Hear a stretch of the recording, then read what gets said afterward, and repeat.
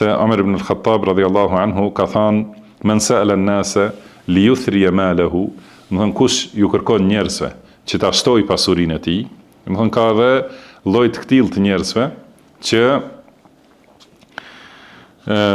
jo se janë nevojtar, por me këtë lypjen duan vetëm që t'i shtojnë pasuritë e tyre ose t'a shtojnë luksin.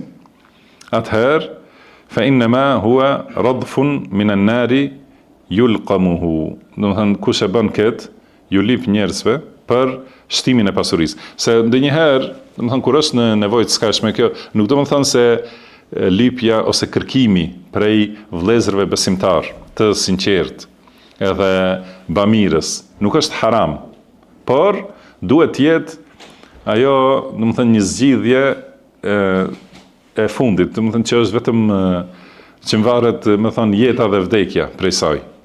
Duhet, do të thënë, njeriu sa më shumë të largohet prej saj dhe edhe në atë rast patjetër se do të sakrifikojë diçka prej krenarisë së tij, edhe prej pozitës së tij. Do të thënë patjetër do të bjerë nëse është që kërkon prej njerëzve.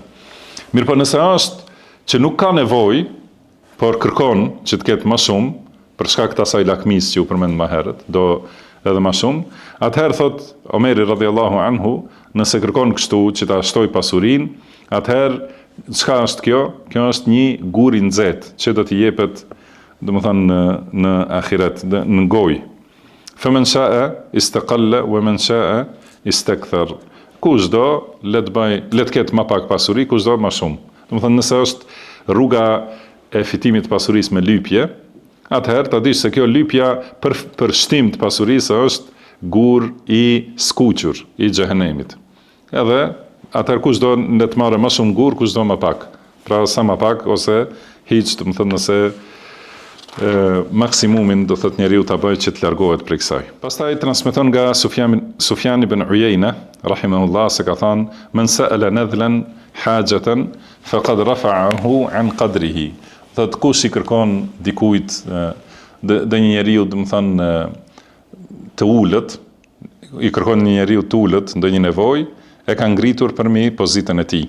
Do të thënë, tani paramendoni nëse shkon dhe këto kërkesa, këtë lypje u a bën njerëzve të bidatit, në që janë të ulët dhe të poshtër në sipas rregullave të shariatit.